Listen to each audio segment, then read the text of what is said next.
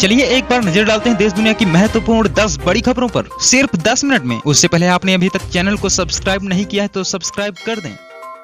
विकसित होने के लक्ष्य की तरफ कदम बढ़ा रहा है भारत। रेलवे स्टेशनों के पुनर्विकास कार्य पर पीएम। आपको बता दें कि पीएम मोदी ने रविवार को देश के 508 रेलवे स्टेशनों के पुनर्विकास कार्य का शिलान्यास करने के बाद कहा, भारत विकसित होने के लक्ष्य की तरफ कदम बढ़ा रहा है। उन्होंने कहा, नई ऊर्जा है, नई प्रेरणा है, नया संकल्प है और आज इसी आलोक में भारतीय रेलवे के इतिहास में एक नए अध्याय की शुरुआत हो रही है।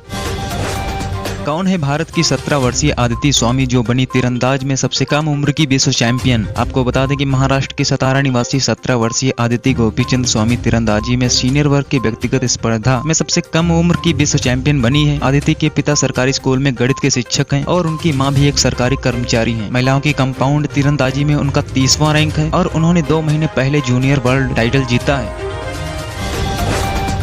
चंद्रमा के करीब और आया चंद्रयान 3। चांद की कक्षा में 170 किलोमीटर क्रॉस 4313 किलोमीटर तक पहुंचा। आपको बता दें कि इसरो ने चंद्रयान 3 को लेकर अपडेट जारी करते हुए बताया है कि स्पेस क्राफ्ट ने सफलतापूर्वक एक और ऑर्बिट रिडक्शन मैनूवर पूरा कर लिया है और अब यह चंद्रमा की कक्षा में 170 किलोमीटर क्रॉस 4313 किलोमीटर तक पहुंच गया है। इसरो ने बताया, अगला ऑर्बिट रिडक्शन मैनूवर 9 अगस्त को दोपहर 1 बजे से 2 बजे के बीच होने की उम्मीद है।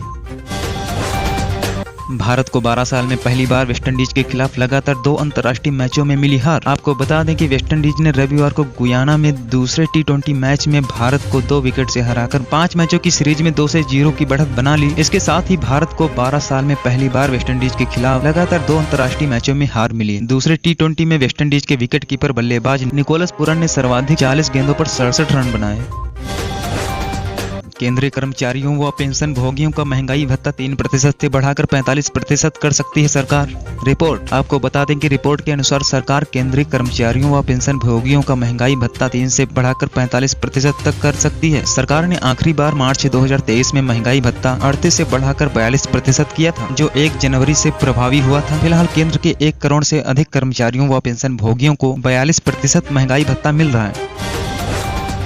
ज्ञानवापी सर्वे में तहखाने में घुसी एसएसआई की टीम, मंदिरों के प्रतीक चिन्ह और मूर्तियां मिली। आपको बता दें कि ज्ञानवापी के पश्चिमी दीवार के नीचे एसएसआई की टीम की सफाई के दौरान 3 फीट उभरी एक मूर्ति सामने आई। नागर शैली में बनी मूर्ति के बाबत हिंदू पक्ष का कहना है कि मूर्ति खंडित थी। दीवार से सटी मूर्ति आधा मनुष्य व आधा पशु की आकृति में दिख रही है।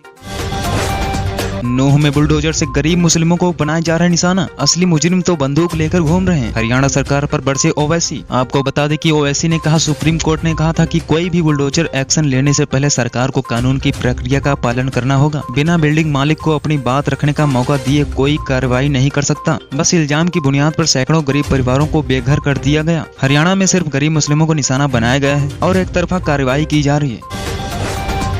टमाटर के बाद अब अरहर की दाल के भी बढ़ गए दाम। आइए जानते हैं कब मिलेगी आपको राहत। आपको बता दें कि पिछले कुछ दिनों के दौरान अरहर की दाल में 20 से 30% तक का उछाल आया है। करीब 3 महीने पहले अरहर की दाल की कीमत 95 से 110 रुपए प्रति किलो थी। अब यह 130 से 150 रुपए प्रति किलो पर पहुंच गई है। जानकारों का कहना है कि 2022 से 23 फसल सीजन में अरहर की दाल का उत्पादन करीब 37 लाख टन होने की संभावना है।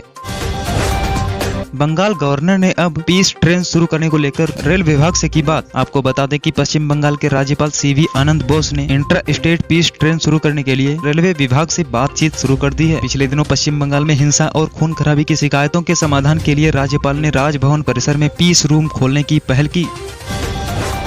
सहारा निवेशकों को 10,000 रुपए से ज्यादा पैसा कब मिलेगा, होम मिनिस्टर ने दी जानकारी। आपको बता दें कि केंद्रीय सहकारिता मंत्री होम मिनिस्टर अमित शाह ने एक बार फिर सहारा ग्रुप की सहकारी समितियों के जमाकर्ताओं को आश्वासन दिया है कि आने वाले समय में उनकी पूरी राशि वापस कर दी जाएगी। सरकार ने जमाकर्ताओं को सहारा ग्रुप की 4 सहकारी समितियों में फंसे अपने पैसे का दावा करने में सक्षम बनाने के लिए पिछले महीने CRCS सहारा रिफंड पोर्टल पेश किया था।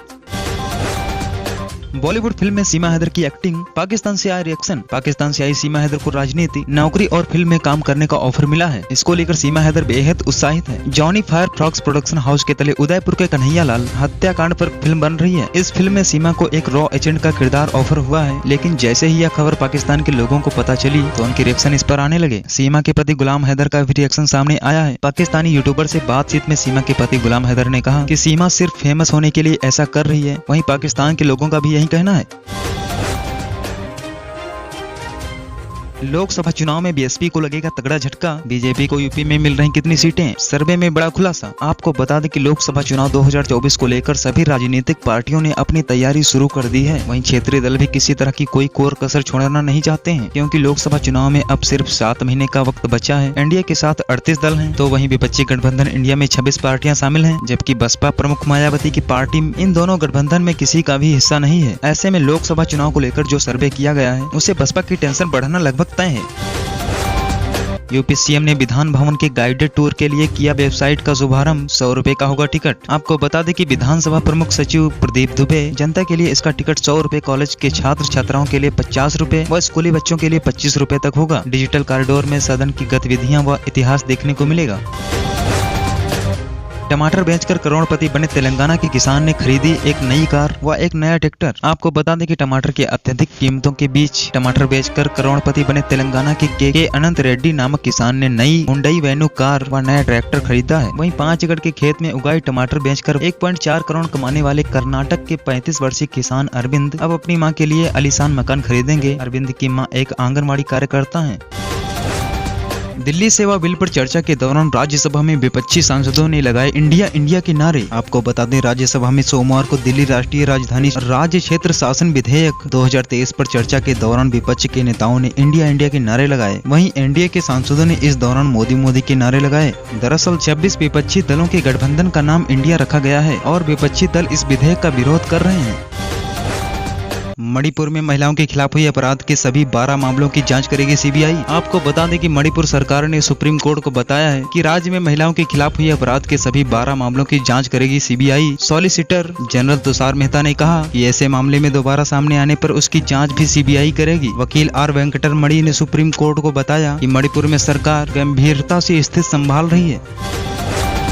यूपी में अत्यधिक कीमत के बीच टमाटर की माला पहनकर विधानसभा पहुंचे सपा नेता। आपको बता दें कि उत्तर प्रदेश में सोमवार को विधानसभा का मानसून सत्र शुरू होने के बीच विधानमंडल परिसर में विपक्षी नेताओं ने प्रदर्शन किया। एक सपा एमएलसी ने गले में टमाटर की माला पहनी, जबकि अन्य यह देखो भाजपा का खेल, महंगा डीजल महंगा पेट्रोल और भाजपा ही दंगाई है लिखे प्ले कार्ड पकड़े दिखे। यूपी में 200+ कीमत में टमाटर बिक रहा है।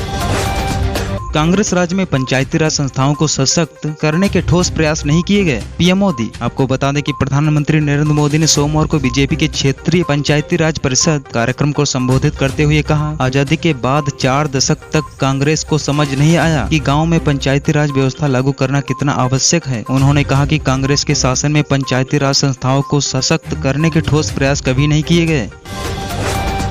देश की आवाज बने सीएम योगी, हम साथ हैं। मणिपुर हिंसा पर उनसे बोलने की मांग कर अखिलेश। आपको बता दें कि सपा प्रमुख अखिलेश यादव ने उत्तर प्रदेश विधानसभा में मुख्यमंत्री योगी आदित्यनाथ से मणिपुर में 2 महिलाओं को नग्न कर घुमाने की घटना की निंदा कर कुछ बोलने की अपील की। उन्होंने कहा, योगी जी पूरे देश में प्रचार करने जाते हैं, ऐसे में वह मणिपुर मुद्दे पर कुछ बोलकर देश की आवाज बन सकते हैं, हम उनके साथ हैं। दिल्ली सेवा बिल सुप्रीम कोर्ट के फैसले का उल्लंघन नहीं, राज्यसभा में अमित शाह। आपको बता दें कि केंद्रीय गृह मंत्री अमित शाह ने सोमवार को राज्यसभा में दिल्ली सेवा बिल पर बोलते हुए कहा कि विधेयक सुप्रीम कोर्ट के आदेश का उल्लंघन नहीं है। उन्होंने कहा, विधेयक का उद्देश्य दिल्ली में प्रभावी और भ्रष्टाचार मुक्त शासन प्रदान करना है। 2015 से पहले दिल्ली के किसी भी मुख्यमंत्री ने ट्रांसफर पोस्टिंग का मुद्दा नहीं उठाया था। राज्यसभा में पास हुआ एलजी को दिल्ली की प्रशासनिक सेवाओं पर नियंत्रण देने वाला बिल। आपको बता दें कि राज्यसभा में सोमवार को दिल्ली राष्ट्रीय राजधानी राज्य क्षेत्र शासन विधेयक 2023 पारित हो गया है। इस बिल के तहत दिल्ली में सरकारी अफसरों के ट्रांसफर व पोस्टिंग को लेकर अंतिम निर्णय लेने का अधिकार उपराज्यपाल के पास होगा। इस बिल पर पर्ची के जरिए वोटिंग हुई, जिसमें पक्ष में 131 वोट और विपक्ष में 102 वोट पड़े। पाकिस्तान में भारतीय नागरिक के अंजू की वीजा की अवधि को 1 साल के लिए बढ़ाया गया। आपको बता दें कि पाकिस्तान में अपने फेसबुक फ्रेंड नसरुल्लाह से मिलने जुलाई में खैबर पख्तूनख्वा पहुंची अंजू के वीजा की अवधि को पाकिस्तान सरकार ने 1 साल के लिए बढ़ा दिया है। नसरुल्लाह ने बताया, मैं अपनी बेगम फातिमा का वीजा एक्सटेंशन लेने आया हूँ, मैंने सभी औपचारिकताएं पूरी कर ली हैं, प्रशासन हमारा पूरा सहयोग कर रहा है।